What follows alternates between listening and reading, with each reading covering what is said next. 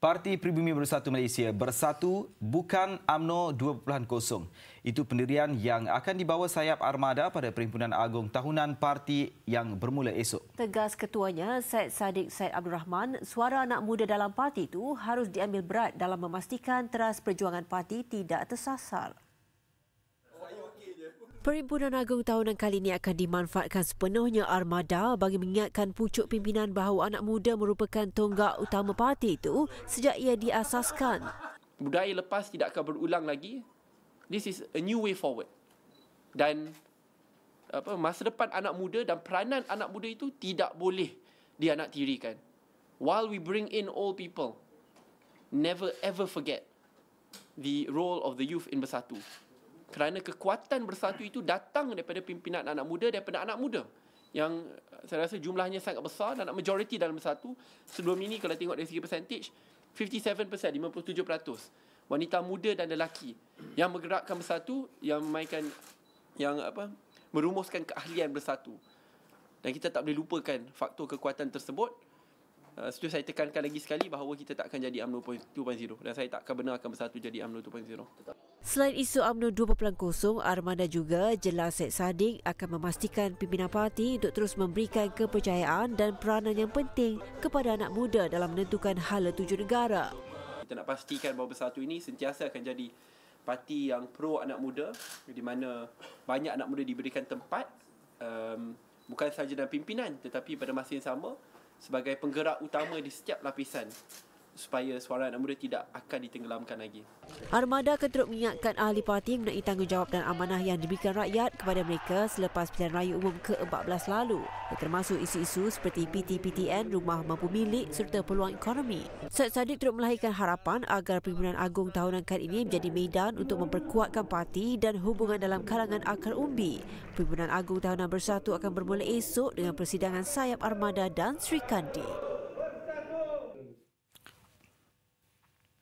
Bagi sayap Sri Kandi, wanita perlu menjadi pemimpin bukan sahaja di peringkat tinggi, malah di akar umbi.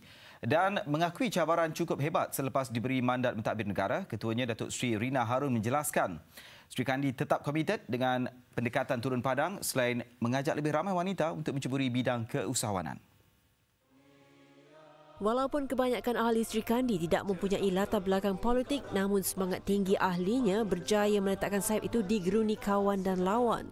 Kini tumpuan diberi bagi mengisi kemenangan pada PRU lalu dengan merangka lebih banyak peluang dan ruang kepada golongan wanita. Tapi kali ini, lepas kita dah menang, sudah pasti ada banyak lagi program-program bukan sahaja mendekatkan diri dengan masyarakat, tetapi dari segi kepimpinan Sri Kandi itu sendiri.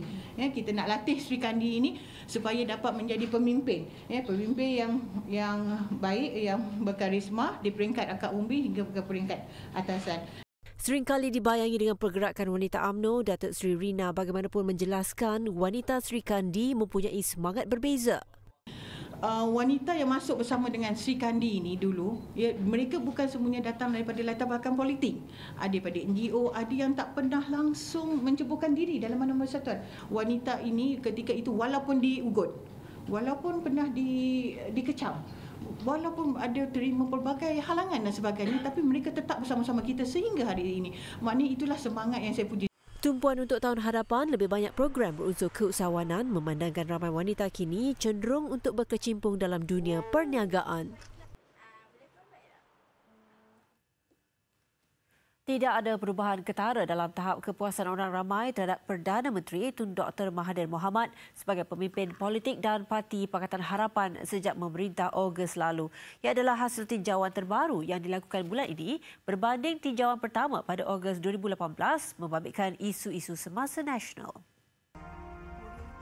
Laporan bernama menyebut tinjauan terbabit dilakukan di seluruh negara oleh Profesor Datuk Seri Said Arabi Idit dan pembantunya Azrul Hisham Wakichan dari Unit Kajian Pilihan Raya Universiti Islam Antarabangsa Malaysia. Tinjauan pada Disember juga mendapati tahap kepuasan terhadap pemimpin lain iaitu Timbalan Perdana Menteri Datuk Seri Dr. Wan Azizah Wan Ismail, Presiden PAS Datuk Seri Abdul Hadi Awang dan bekas Perdana Menteri Datuk Seri Najib Tun Razak meningkat atau menurun sebanyak 1% atau kekal pada tahap sama seperti tinjauan pertama. Hanya Setiausaha Agung DAP Lim Guan Eng yang juga Menteri Kewangan mencatatkan peningkatan tahap kepuasan orang ramai daripada 36% kepada 45% dalam tempoh yang sama. Tinjauan juga mendapati 55% responden masih memilih Pakatan Harapan termasuk warisan jika pilihan raya diadakan. Seperti tinjauan terdahulu, sokongan paling tinggi untuk PH ialah daripada masyarakat Cina 73%, diikuti kaum India 56%, manakala 42% masyarakat Melayu dan Bumiputera memilih PH. 62% daripada responden ditemui pada tinjauan Ogos dan Disember menyatakan kepuasan mereka terhadap Tun Dr. Mahathir menggalas tanggungjawab sebagai Perdana Menteri.